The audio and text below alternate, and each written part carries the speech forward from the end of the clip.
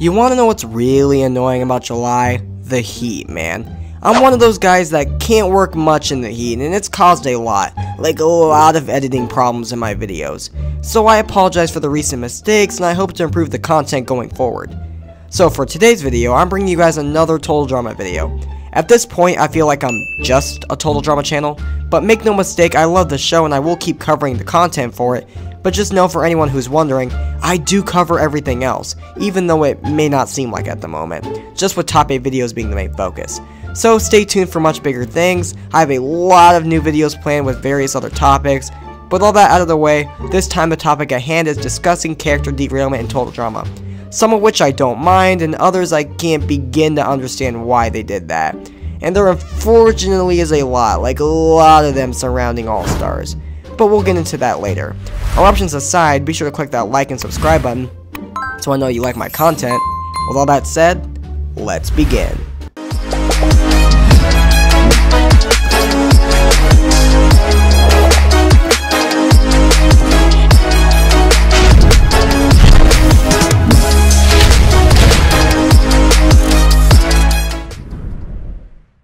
So I was going to do a top 8 list, but honestly I'd rather just sum everything up in general between the characters, both good parts, albeit very little, and mostly bad. I know I said before All Stars is the main cause for these derailments, but I'd be lying if I didn't talk about the other derailments and said there were none in the previous seasons.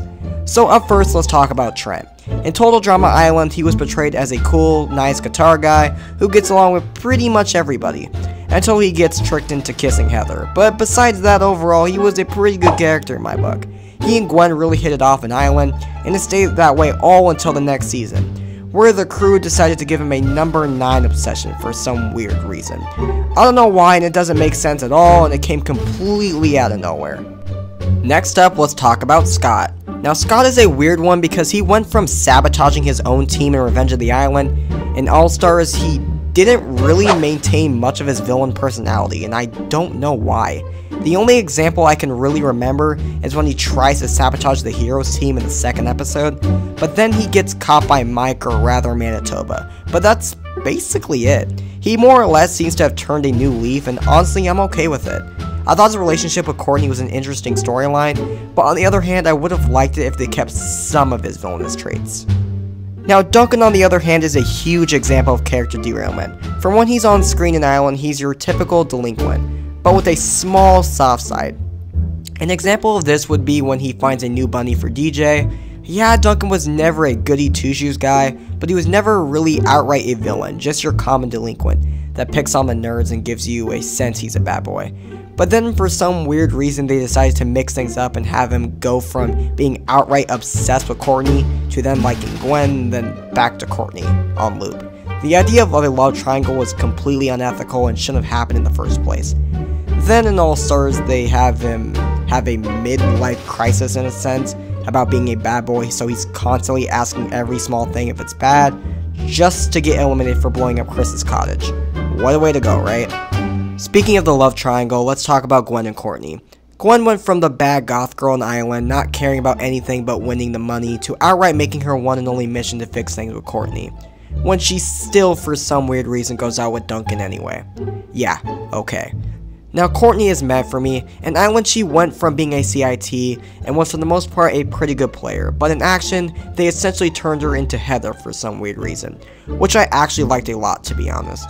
The part I didn't like was her performance in All Stars, who would have guessed, but more specifically Sunday Muddy Sunday, which completely ruined any chance of her being redeemed. Just after they dropped the whole love triangle, only for them to say, psych. One that really triggers me was Lindsay. She went from the lovable lame brain we all know and love, to literally brain dead. I don't know what it is about writers making their dumb characters go from not very smart to just outright pure stupidity. From Cosmo to Patrick Star to now Lindsay. You name it, they've done it. Now don't get me wrong, Lindsay was dumb, yes, but she wasn't dumb to the point of not knowing how to push a stroller. Like, are you kidding me? In Island, she told Heather off. In action, she took charge for a couple episodes and made it decently far. World Tour, she remembered Tyler. All Stars, she didn't know how to push a stroller and got herself eliminated. Pure sadness. Mike and Zoe are also ones I consider got the short end of the stick. I don't have much to say about Mike other than Mal, that's really it. Zoe, despite being Mike's girlfriend, not finding out about Mal until the finale. Shameful. Cameron technically won Revenge of the Island through brains alone. Studied Mike thoroughly, had no clue about Mal. Also shameful. Heather went from the most manipulative player in Island to outright only wanting to bicker with Joe about running the team in All-Stars. Also shameful. Alejandro, the most manipulative player in Total Drama history, as said by Mal himself, which means so much, right? Let himself get clapped by Mal. How? Ezekiel went from human to outright a literal walking zombie. Sierra being so obsessed to the point of mistaking Cameron for Cody. Lastly, we can't forget the host with the most to lose, Chris Mcclane. Dude went from being a chill, relaxed host in Island to downright wanting to kill his own contestants for ratings. Complete and utter madness to me, which was really sad to watch. Honestly, I guess you can count all of the All-Stars cast if you want, because of the plot armor to get Mal all the way to the finale, making all the characters dumb. But still, it's sad watching these characters and getting a liking to them, only to see them pull a 180, and it's like you don't really know who they are anymore. But alright viewers, that concludes our derailments for Total Drama. Be sure to let me know what list you'd like to see next. With all that said, I look forward to seeing you with our next list.